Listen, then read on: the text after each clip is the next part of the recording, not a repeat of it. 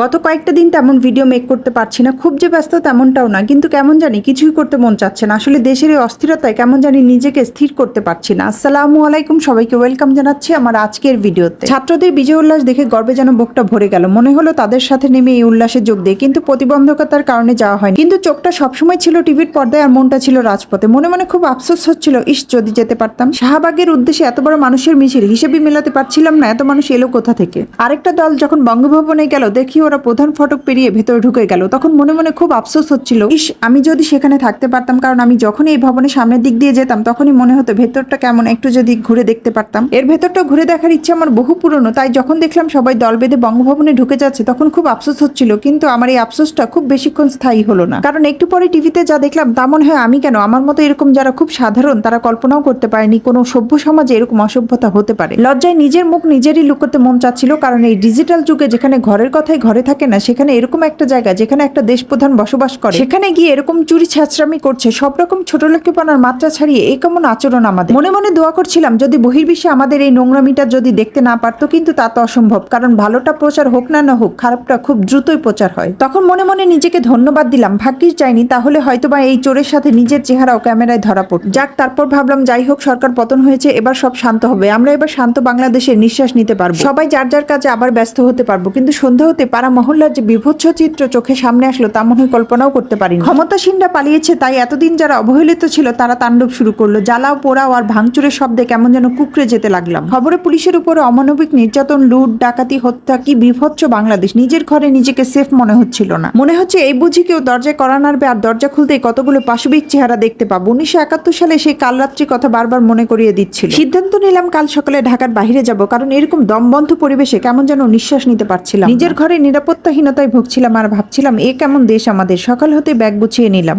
ভাবলাম কয়েকদিন উর্শিকা দাদু বাড়ি গিয়ে থেকে আসি, কিন্তু সিঁড়ি বেয়ে নিচে নামতে গিয়ে যেন বারবার পা আটকে আসছে ভয়ে। যাই হোক, কোনো রকম রওনা দিলাম। তেল নেওয়ার জন্য বাধ্যতামূলক পেট্রোল পাম্পে দাঁড়াতে হলো। 5 মিনিটের এই বিরতির মধ্যে হঠাৎ রাস্তার দুই গ্রুপের কোন্দল শুরু হলো। মুহূর্তে সেই কোন্দল কথা কাটাকাটি থেকে হাতাহাতি, পরে অস্ত্র নিয়ে মারামারি শুরু হয়ে গেল। মনে মনে আল্লাহর নাম জপতে শুরু করলাম যেন কোনো রকম এখান থেকে বের হতে পারি। যাই হোক, সেখান থেকে কোনো রকম বেরিয়ে এসেই পড়লাম আনন্দ মিছিলের সামনে। তাদের কাছে আনন্দ মিছিল, কিন্তু আমাদের কাছে চরম বিষাদের, কারণ মিছিল দেখে ভয় লাগছিল। মনে হচ্ছিল এই বুঝি কোনো বাজে পরিস্থিতিতে পড়ে যাব। মনে মনে ভাবছিলাম কোনো রকম ভাবে বুঝি ঢাকা পেরোতে পারলেই বেঁচে যাব। পদ্মা সেতু পার হওয়ার আগে টোল দেওয়ার জায়গায় দেখি কেউ নেই, মানুষ শূন্য হয়ে পড়ে আছে টোল প্লাজা। প্রতিবার টোল দিতে গিয়ে খুব কষ্ট লাগতো, কিন্তু এই প্রথম টোল না দিয়েও খুশি হতে পারলাম না, ভয়ে যেন আরো আটকে গেলাম।